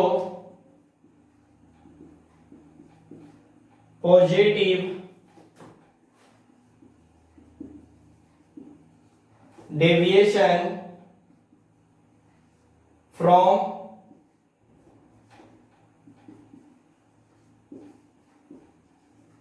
Raoult's law. बात समझ आ रही है ना? क्या हो जाएगा? यानी AB का जो इंटरेक्शन है, ठीक है ना, कमजोर है किससे? AA और BB से। तो ये जो क्या करता है, आप समझिए, ये भी यानी सॉल्यूशन का इंटरेक्शन कम है। बात समझ आ रही है? मतलब अब की बार वो पॉजिटिव डेविएशन जो राउल्ट्स लॉ का होगा उससे ज्यादा वेपर प्रेशर बनेगा। बात समझ में आ रही है ना? तो थोड़ा सा समझते चलेगा आप लोग, ठीक। चलिए इसमें पहला पॉइंट, फिर वही सब चीज उतारना पड़ेगा सेम, बस उसमें लगाना पड़ेगा P greater than PA XA plus P not B XB। फिर हमारे पास ये क्या हो जाएगा? PA greater than P not A XA। भाई भूल मत जाना आप लोग, ठीक है ना? आप लोग याद रखना, यही इंपॉर्टेंट है। PB greater than P not B XB, ठीक। उसके बाद डेल्टा बी जो हम लोग रेगुलर बना रखे हैं उसी को लिखते हैं ना। Mix greater than 0। Third delta H mix greater than 0। Fourth ये तो कसम खा रखा है तो वैसे रहेगा, mix greater than 0। 5 delta G mixture जो होगा वो 0, ठीक है ना? ये क्या आपके पास, ये तो दोनों इस पे तो मार के लगा रखो, ये चाहे आइडियल हो चाहे नॉन आइडियल हो दोनों कैसा रहेगा? सेम ही रहेगा, इसमें कोई चेंजेस नहीं आएगा। बात समझ में आ रही है ना? चलिए कुछ हम लोग इसकी एग्जांपल की बात कर सकते हैं, तो यहीं पे एग्जांपल कर ले। चलो यहीं पर कर लेते हैं, यहाँ पर बोलोगे कि सर बार बार लिखते हो, बार बार मिटाते हो, मिलाते नहीं हो, मिटाते हो, मतलब ये हो जाता है ना, कभी कभी लिखते हो जल्दी में लिखते हैं ना, तो आप लोग को समझ में ना आए, इसलिए मिटाता हूं, ना कि अपने फायदे के लिए मिटाता हूं। चलिए देखिए यहाँ पर थोड़ी सी बात करना, एच बॉन्ड ब्रेक। अब देखिए ये थोड़ी सी कहानी आ गई, इसके अंदर भी आपको एग्जांपल रखने की जरूरत नहीं होगी। देखिए एच बॉन्ड ब्रेक का मतलब दो तरह की बात करेंगे हम लोग यहाँ पर, कि एक एच बॉन्ड क्या होगा, प्रेजेंट होगा, मतलब एक तरह एक कंपाउंड होगा जिसके अंदर एच बॉन्ड प्रेजेंट होगा, और दूसरा क्या हो जाएगा आपके पास, एब्सेंट एच बॉन्ड। ठीक है ना, क्या हो जाएगा, या ऐसे लिखो ना, सेकेंड एच बॉन्ड एब्सेंट। बात समझ में आई? Very good. चलिए तब यहाँ पर एग्जांपल की बात करते हैं। तो देखिए कहने का मतलब एक हाइड्रोजन में सॉरी, मतलब एक कंपाउंड के अंदर हाइड्रोजन बॉन्ड प्रेजेंट है, दूसरे में क्या है आपको हाइड्रोजन बॉन्ड प्रेजेंट नहीं है। ठीक है ना, जब इसका सॉल्यूशन बनाइएगा तो इसका जो रहेगा बॉन्ड वो क्या करेगा, हाइड्रोजन बॉन्ड ब्रेक हो जाएगा। बात समझ में आती है ना? तो देखिए इस तरह का एग्जांपल कौन सा हो जाएगा, तो याद रखिएगा आप लोग, ठीक है ना, वाटर प्लस टोलिन मिला दो। ये एग्जांपल सब याद रखिएगा, ठीक है ना, बहुत इंपॉर्टेंट, वही एग्जांपल करा रहा हूं जो प्रीवियस ईयर में कहीं ना कहीं पूछे गए हैं और जो इंपॉर्टेंट है। ठीक है ना, प्लस आपके पास हो जाएगा टोलिन H8, सी हो जाएगा आपके पास C2H5OH, ये H है, ठीक है ना, फिर यहां पर C6H6, डी ले सकते हो आप लोग, CH3OH, फिर यहां पर C4H, या C4 मत लीजिए, C7H8। ये तो ध्यान रखिएगा, टोलिन और बेंजीन। ठीक है ना, ये हम लोग बार बार लेते हैं, लेकिन इसके अंदर क्या आपके पास H2O में बॉन्ड प्रेजेंट है और इसमें C6H6 में बॉन्ड नहीं प्रेजेंट है। कौन सा बॉन्ड? हाइड्रोजन। ठीक, अगर इसी ग्राफ की बात करते हो तो कुछ नहीं, सेम ग्राफ इससे पहले जो पढ़े वही है। ठीक है, इसके अंदर थोड़ा सा इसको और ऐड करो तुम, ठीक है ना। अब समझिए यहाँ पर इसको हम लोग फिर से वही डॉटेड से, ठीक,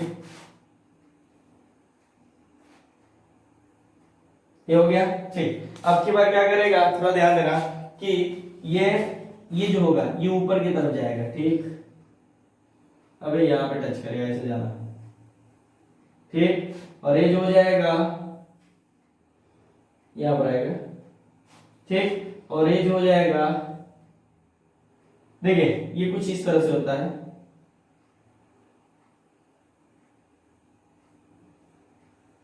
ये हो गया। तो इस वाले पॉइंट पे जो हो जाएगा वेपर प्रेशर जो होगा मैक्सिमम होगा। तो बताओ बॉइलिंग पॉइंट क्या होगा, तभी भी इससे जस्ट पहले बताया था कि बॉइलिंग पॉइंट यहाँ पर मिनिमम हो जाएगा। क्या हो जाएगा, यानी बात करते हैं यहाँ पर बॉइलिंग पॉइंट की तो मिनिमम हो जाएगा। समझ में आती है ना, कोई दिक्कत नहीं। यहां से आपका आइडियल और नॉन आइडियल और थोड़ा सा कंसेप्ट आपने एजियोट्रॉप का भी कर लिया है, ये फिनिश्ड होता है। अगले क्लास में हम लोग इससे रिलेटेड, इससे भी जो क्वेश्चन बनेंगे ना, न्यूमेरिकल नहीं बनेंगे, मतलब इसका जो भी क्वेश्चंस होगा वो आपको डायरेक्ट जैसे पूछ लेगा, बताइए कौन आइडियल है कौन नॉन आइडियल है, किस तरह का सॉल्यूशन है, बात समझ में आती है ना।